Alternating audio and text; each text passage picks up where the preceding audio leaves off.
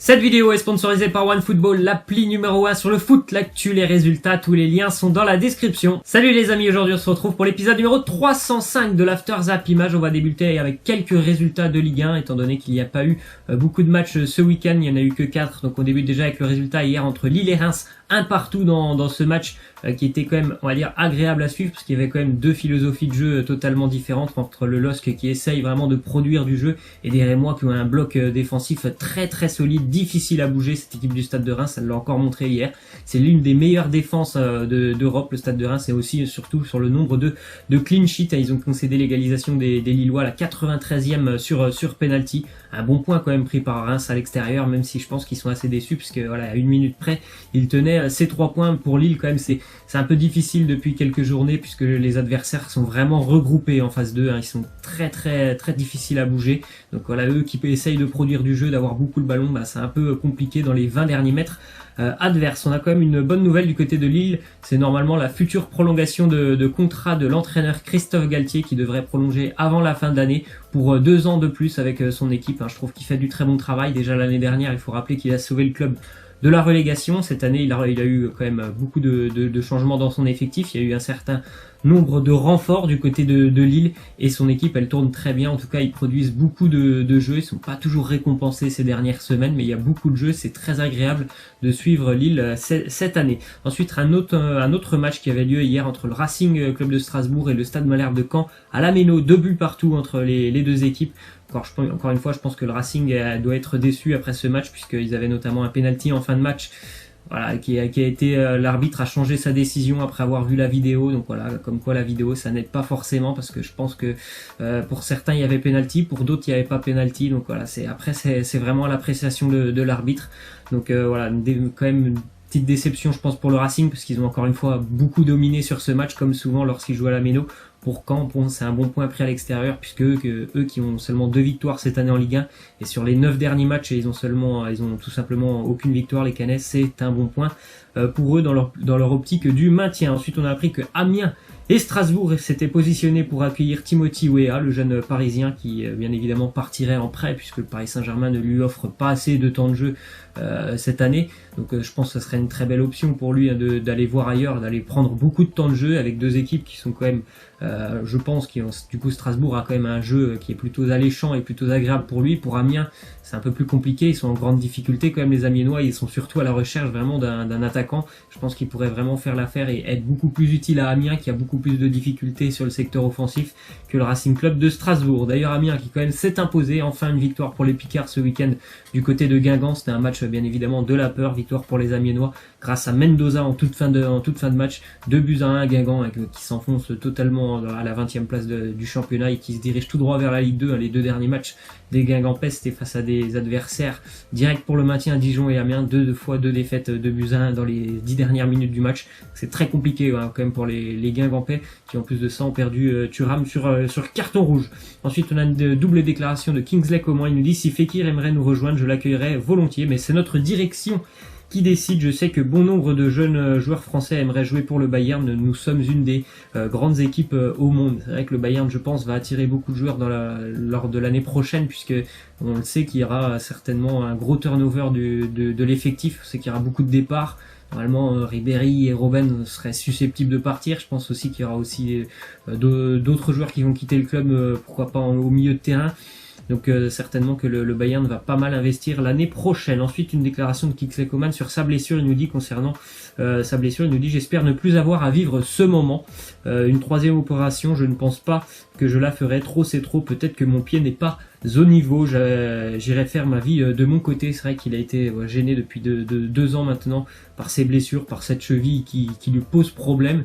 Et il le dit, voilà, il le dit honnêtement. Je pense que s'il y a un nouveau problème pour lui, le football, ça sera peut-être mis de côté de la part de Kingsley Coman. Après, il faut bien évidemment penser à sa santé avant le terrain. Ensuite, on a le résultat du Borussia Dortmund qui s'impose dans le derby de la Ruhr ce week-end à Schalke. 2-1 pour Dortmund grâce à Thomas Delaney et Jadon Sancho. Un match tout simplement magnifique pour ceux qui l'ont vu, avec beaucoup d'intensité, énormément même d'intensité, du rythme.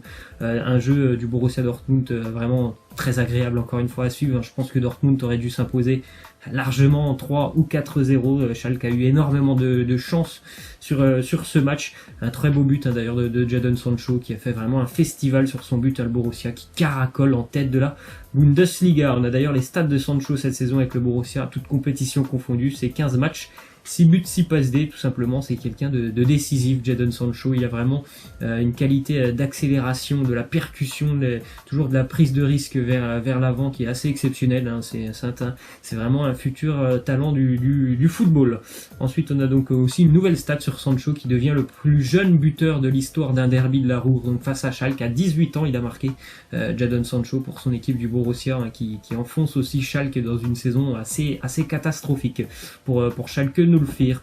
On a une petite info qui concerne Lionel Messi qui était hier à Madrid pour assister à la finale de la Super Coupe de la Copa Libertadores entre River Plate et Boca Juniors. Il a fait fureur tout simplement à Madrid, Lionel Messi. Ça c'est rare, on sait que c'est un joueur du Barça, c'est très rare pour Messi de faire fureur à Madrid, mais bien évidemment le stade était rempli d'Argentins hier qui ont acclamé Lionel Messi. Certainement aussi que ça va peut-être l'aider, on en avait parlé la semaine dernière, dans sa décision de revenir avec la sélection argentine. On a une petite image aussi, il y avait beaucoup de stars en tribune pour assister à ce super match qui était vraiment très beau aussi à voir, comme pour Dortmund, beaucoup de rythme dans ce classico argentin. Il y en avait Antoine Griezmann qui avait choisi son camp, il était supporter de Boca Juniors, on l'a vu avec le maillot de Boca, on l'a vu aussi huer les joueurs de River Plate lors de leur entrée sur le terrain, ce classico qui a donc vu River Plate s'imposer 3-1 après prolongation. Ensuite on a la forme d'Ousmane Dembélé actuellement avec le Barça, toute compétition confondue. Plus depuis le 24 novembre, c'est plutôt intéressant pour Dembélé qui est dans une bonne période actuellement. 4 matchs, 2 buts, 3 passes D. Encore buteur ce week-end face à l'Espagnol de Barcelone, et aussi décisif et aussi vraiment animateur sur le plan offensif du jeu du Barça. Donc c'est une bonne période pour Dembélé, et on sait que voilà, son problème c'est la régularité sur le terrain. Ensuite on a les stats aussi d'Antoine Griezmann qui est devenu ce week-end le premier joueur français à atteindre la barre des 30 buts cette année, top 5 européen, donc 50 matchs, 30 buts, 15 passes D pour Antoine Griezmann. Donc après voilà, il est presque décisif à tous les matchs. Il a d'ailleurs célébré son but face à Alaves ce week-end, d'une célébration, comment on peut dire ça, une célébration où il fait une sorte de méditation. Peut-être que c'est après sa réaction au Ballon d'Or, comme quoi il aurait pu dire par exemple je suis zen. C'est l'impression que ça m'a laissé lorsque je l'ai vu célébrer comme ça face à Alaves ce week-end. On a le classement de la Liga, le classement des buteurs maintenant en Liga avec Christian Stuani toujours premier devant Lionel Messi. On a vu les 2 coups francs assez exceptionnels de Messi devant Aspas ou encore Luis Suarez au classement. Ensuite on a une déclaration de Mourinho, il nous parle de Pogba, il nous dit il doit jouer avec la même mentalité que l'équipe en ce moment, il a le potentiel pour être un joueur fantastique. Il sera titulaire à Valence mercredi bien évidemment pour la Ligue des Champions, et ce sera pour lui une chance fabuleuse de montrer à quel point il est bon. Il n'a pas joué du tout ce week-end face à Fulham, Paul Pogba. Alors je pense pas qu'il faut dire qu'il l'a laissé de côté pour le match de Ligue des Champions. Je pense que tout simplement c'était un choix de Mourinho qui actuellement a des problèmes avec Paul Pogba. Enfin c'est pas actuellement, ça date il y a bien longtemps ces problèmes. Donc voilà, il aura la chance de jouer Paul Pogba mercredi face à Valence en Ligue des Champions. Ensuite on a appris que Manchester United était à la recherche d'un défenseur central. Il pense à Kalidou Koulibaly, le défenseur du Napoli. Il serait prêt à offrir 100 millions d'euros au Napoli pour ce défenseur qui est tout simplement pour moi l'un des meilleurs actuellement au niveau défense centrale, tout simplement physiquement, dans les duels, même dans la relance. Il est vraiment très intéressant, Kalidou Koulibaly. Ensuite on a une double déclaration de Jordi Alba sur Lionel Messi, et notamment la déclaration de la semaine dernière de Pelé. Donc il nous dit Pelé ne voit pas clair s'il pense réellement ce qu'il a dit à propos de Léo. Je sais pas si vous vous souvenez, la semaine dernière Pelé a sorti une déclaration, en gros pour résumer, il a dit que Lionel Messi n'était pas un joueur complet, c'était simplement un joueur qui avait un pied gauche exceptionnel. Sincèrement, je pense que c'est vraiment réduire Lionel Messi à un joueur lambda de ce genre de déclaration. Ensuite, l'autre déclaration de Alba, il nous dit le Ballon d'Or est mensonger. Lionel Messi est le meilleur au monde depuis toujours. Cela fait plus de 12 ans qu'il est à côté des meilleurs et de loin. Donc voilà, ce qui montre bien que ce Ballon d'Or fait énormément polémique depuis maintenant plus de une semaine. Ensuite on a aussi Atlanta United en Major League Soccer qui a été sacré champion de Major League pour la première fois de son histoire, seulement 4 ans après la création de la franchise d'Atlanta. Donc c'est quand même plutôt intéressant ce qu'ils ont fait avec ce stade aussi qui est magnifique du côté d'Atlanta. On va terminer avec la question de fin pour vous, quelle option doit choisir le Paris Saint-Germain par rapport à Edinson Cavani? Est-ce qu'ils doivent le vendre? Est-ce qu'ils doivent le conserver? Et puis si vous avez envie de le vendre, pour vous, quel est le prix d'Edinson Cavani? Donc pour moi déjà, Paris ne doit pas vendre Cavani, et si jamais il y avait un prix à vendre Edinson Cavani, pour moi c'est 50 ou 60 millions d'euros, donc ce serait plutôt dans les deux dernières options. Laissez-moi en commentaire tout ça. Voilà, je vous laisse et je vous dis à la prochaine. Ciao.